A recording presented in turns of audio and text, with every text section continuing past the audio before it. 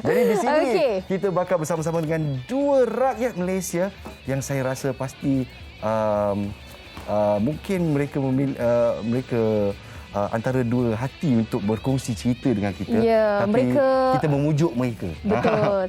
Melakukan penghijrahan untuk keluar daripada keadaan selesa kita bukanlah senang, tetapi individu ini telah pun membuktikan di kala pandemik mereka ingin survive, mereka ingin teruskan kehidupan, ada penghijrahan yang mereka lakukan. Ayuh terus saja kita bersama dengan tetamu kita secara maya. Tepat sekali.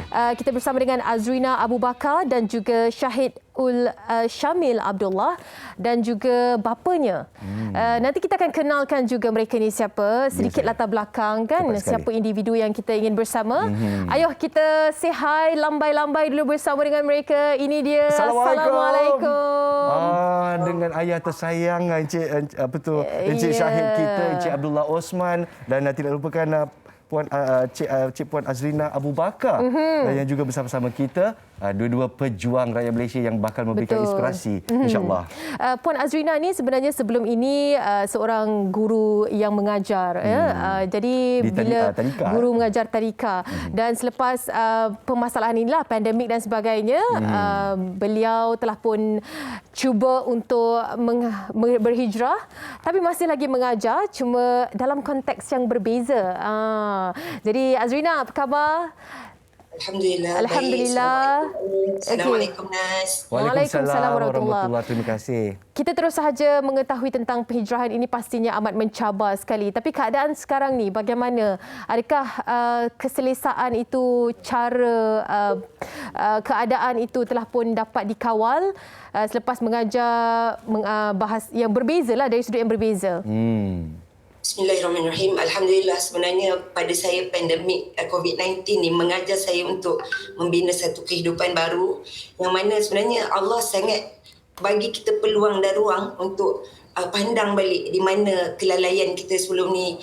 Dan Alhamdulillah, daripada keadaan kita yang sangat selesa sebelum ni, bertebaran di muka bumi Allah ni, tapi rupanya ada banyak kelalaian yang kita tak sedar. Dan Alhamdulillah dalam tempoh dikurungkan sekarang ni, pada saya Allah membuka jalan, bukan sekadar saya dapat belajar lagi untuk menjadi ibu pada anak-anak saya secara terus. Sebab sebelum ni kita lepas anak ke sekolah, kita tak kenal pun cikgu dia subjek apa kan.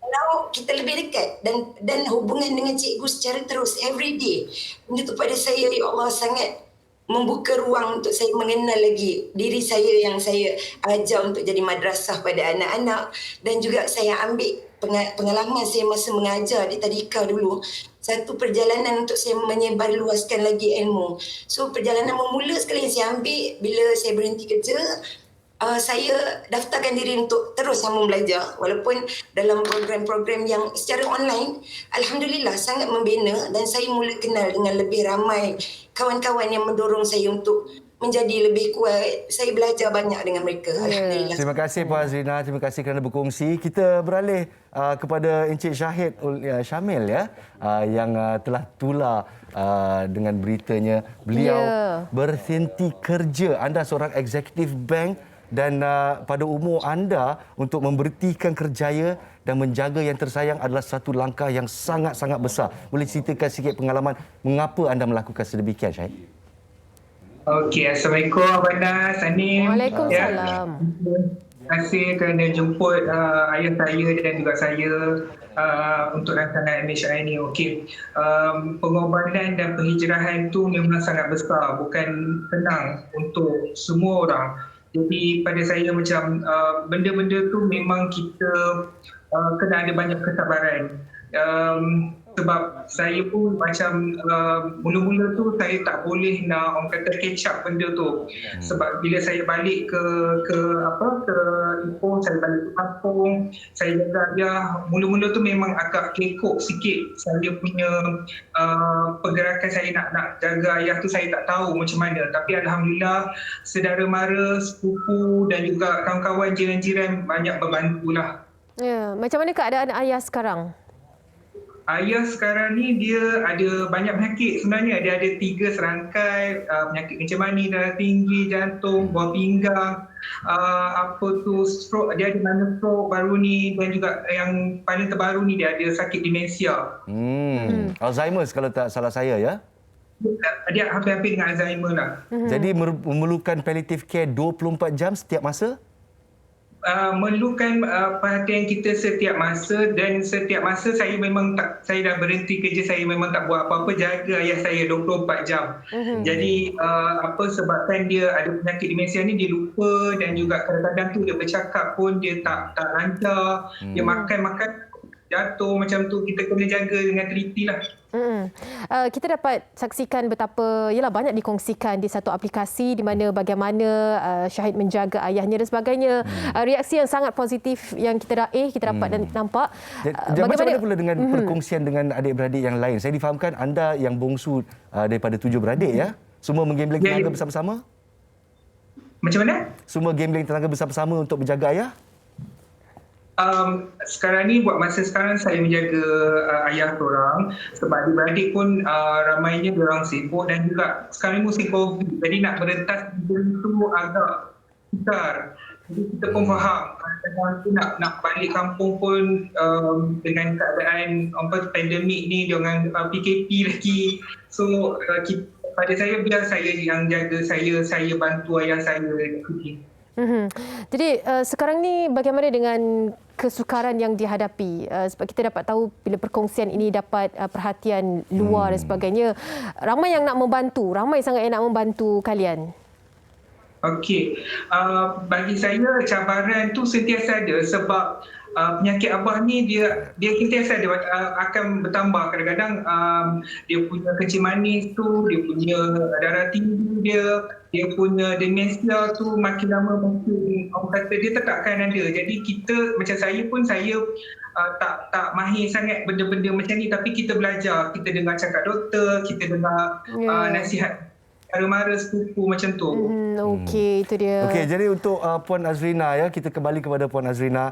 Saya difahamkan ibu tunggal kepada 3 orang anak, dan bukan saja berhijrah daripada pekerjaan cikgu kepada cikgu usra pula ya, belajar mengajar secara online dan sebagainya. Dan anda juga sangat aktif dalam pertubuhan seperti pertubuhan usra Pesan Hamba untuk Hamba, dan juga anda bekerja untuk yang terjejas pandemik, dan juga untuk mereka yang terjejas melalui misi Mendera Putih. Jadi macam mana, di mana datangnya inspirasi ini? Berat lagi bahu memikul. Saya faham Puan Azrina. Masya Allah. Tengok hari ini dalam pertemuan singkat saya bertemu dengan adik kita Syah kan. Di sini pun Allah dah mengajar kita. Syah jalankan pengorbanan yang sangat besar, dan pada saya benda-benda ni yang mengajar saya untuk terus mengorak langkah, membuat misi dalam usrah yang saya jalankan.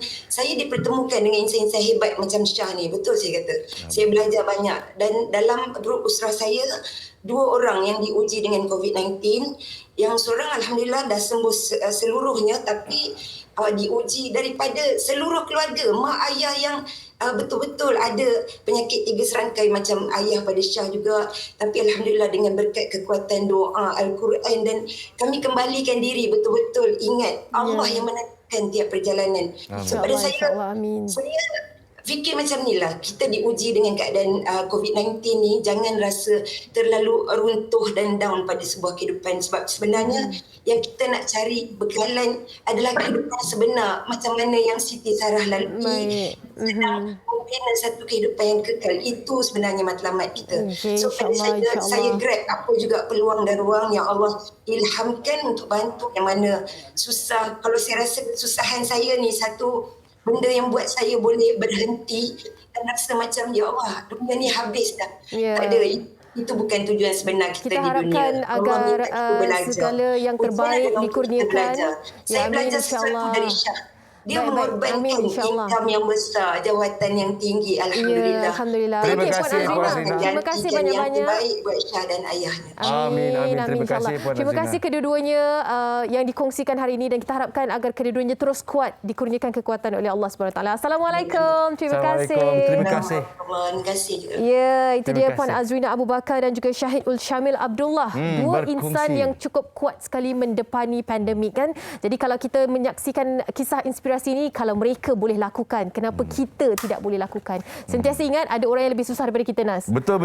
Jadi kalau kita cerita pasal pengorbanan, tak kisah kita berkorban untuk siapa, komuniti atau yang tersayang. Lagi kita beri, lagi kita mendapat, lagi kita menerima janji Allah SWT untuk kita semua, insya-Allah. Okey, kita nak rehat seketika.